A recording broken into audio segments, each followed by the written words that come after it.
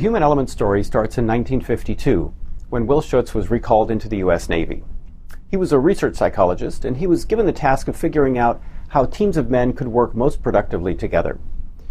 His research focused on groups who worked on ships, and their job was to analyze information and make decisions and issue orders under pressure. The Navy put together a number of these teams, some of which performed very well and others didn't. What he found was that there were two things necessary for groups to be maximally productive. First, everybody had to have technical competence. And second, people had to work well together, something he called compatibility, and he defined that through his research. He published his findings in 1958, along with the theory that he had created to measure this phenomenon called FIRO. His main finding was something called the CP effect, which simply said that the more compatible a group was, the better they worked together, the more productive they were. That was a really helpful finding, because before the research, the Navy put together teams and 50% of them were productive. But after using this method, 75% of them were productive. He spent the next 20 years researching his theory and continuing to work on it. And what he found was it was pretty good. It measured behavior accurately about 75% of the time, which is a high number for a psychometric instrument. But he wasn't satisfied. It bothered him. What was the other 25%?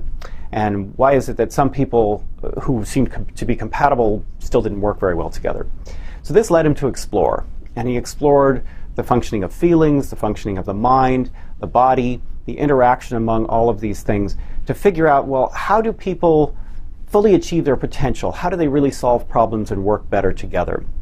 And the thing that he took from all of this exploration was the central idea that actually transformation happens from the inside out. It's not something that is imposed upon us. And so he set about creating a program or an approach that was integrated and holistic that would help people solve problems and achieve their potential. And what he did is he took all of his learning and he distilled it to the three essential principles that he had discovered and used that. The first was truth, the idea that each of us can solve problems by speaking our own personal truth. The second was the notion of choice. And choice is the idea that says each of us is capable of creating our own change.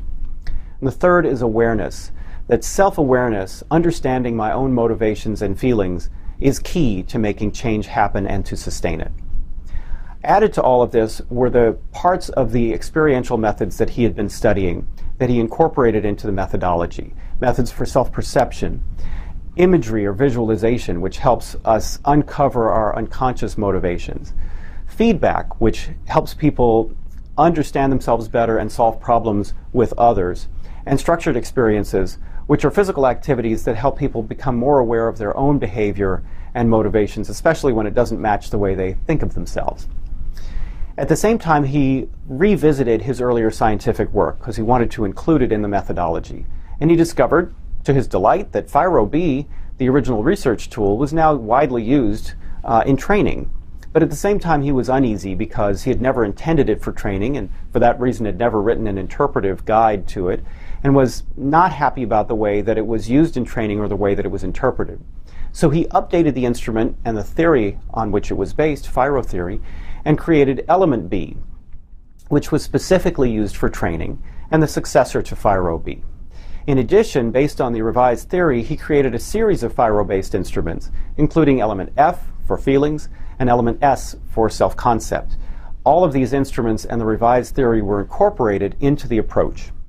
And the result was the human element, an integrated solution to the human issues in organizations. In other words, a way to help us work better together. The goals of the human element are to solve organizational problems and to maximize the potential of individuals, teams, and organizations. And since then, the human element has been used all over the world in 20 countries, 15 languages, organizations both small and large, public, private, in nonprofits, in government, and in education.